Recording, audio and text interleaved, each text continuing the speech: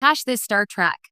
Voyager character was far better off for being stranded in the Delta Quadrant. When Star Trek Voyager first launched in 1995, its premise was one of isolation and survival. A Starfleet crew stranded 70,000 light-years from home, forced to make the long journey back through uncharted space.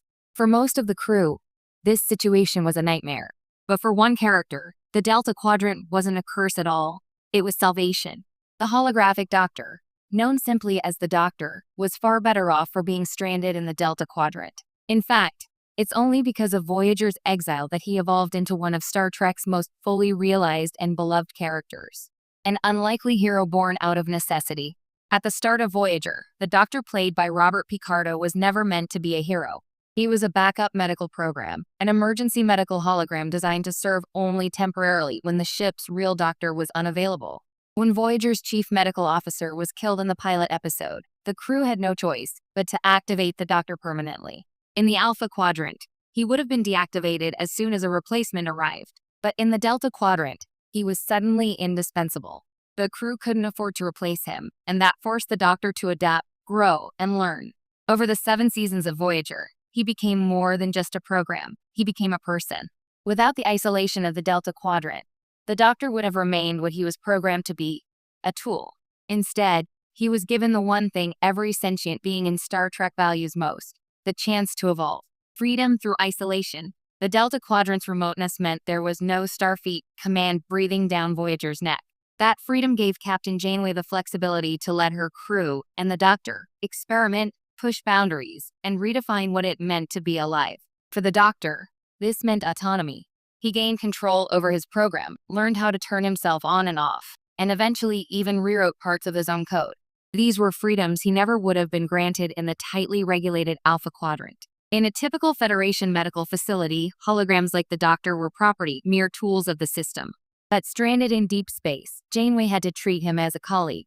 Over time, he earned the respect of his peers not by design, but by merit. The Delta Quadrant turned a disposable hologram into a sentient being who demanded to be recognized as a person. The Doctor's emotional and creative awakening. Perhaps the most remarkable part of the Doctor's journey was his emotional growth.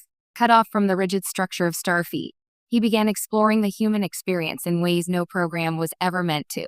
He developed hobbies, passions, and even a sense of humor. He fell in love, disastrously, at times, and suffered heartbreak. He learned music, wrote an opera, and even published a holo novel that criticized how holograms were treated by organics.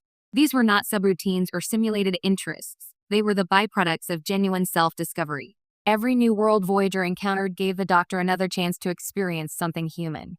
The irony is that, as the crew desperately sought a way home, the Doctor found his home right where they were, among the people who helped him become more than he ever was programmed to be.